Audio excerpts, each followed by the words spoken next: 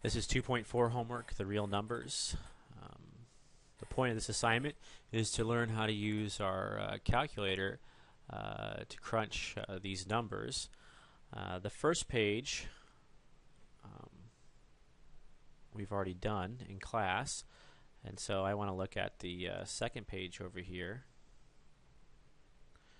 All right, this is your homework assignment, and it says, use your calculator to determine the numerical values of the following problems. You should round your answers to 2 decimal places. All right, so the idea is just to simply enter these into the calculator. So 3 plus 5 divided by 7. Hit enter, and I get out about 3.71. So this is approximately 3.71.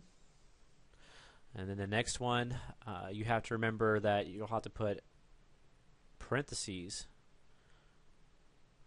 right here into your calculator to do it. So 5.25 divided by left parenthesis 3.66 minus a 7.7 right parenthesis, and I get out approximately negative 1 point, and that's a 3, 0. All right, since the third place is a 9, I round up. Can't round up 9 to anything higher in a sense, so I make it a 0 and round up the 2 to the 3. And the next one here, I have 11 plus square root of 5 divided by 3 times square root of 2. Again, you're going to have to put parentheses in the top and bottom on your calculator, so I like to write them right here just to remind myself.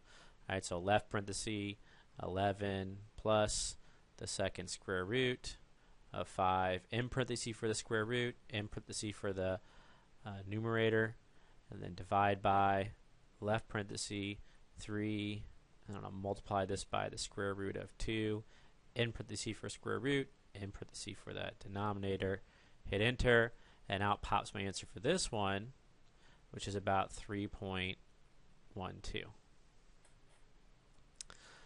Alright, down here, again, I'll have to put parentheses in top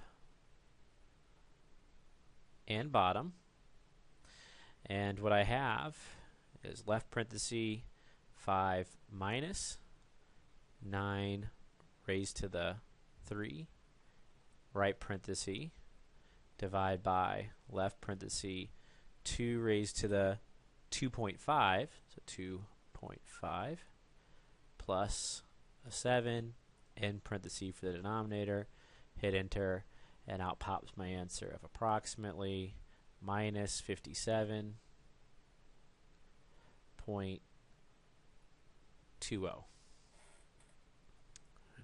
Then number 5, I come over here and I take second square root, and then I have 7 minus 4 raised to the 0.1 divided by 5, in parenthesis for the square root, hit enter, and out pops my answer, so approximately 2.60.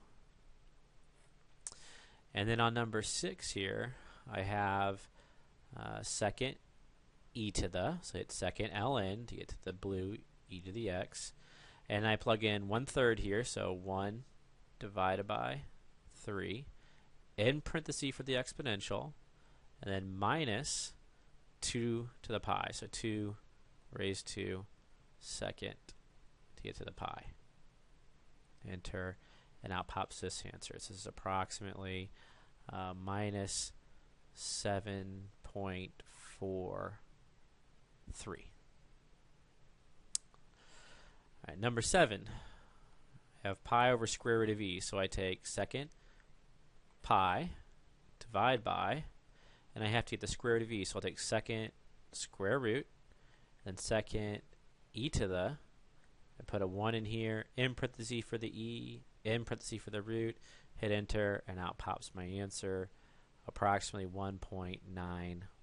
Again, I look at the third decimal place here, it's a 5, so I round the 0 up to 1. On number 8, I have 10 second e to the 7.2 times 11.1 in parentheses, and I hit enter. And then notice over here I have this e with a 35 next to it.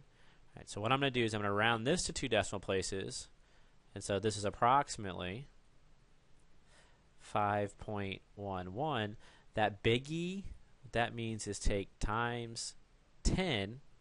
So big E means times 10, and you raise that to the 35. Right, so this is scientific notation. And what that means is move the decimal place to the right 35 places. That's what the actual number is. It's so large, we have to write it in this sort of compact form.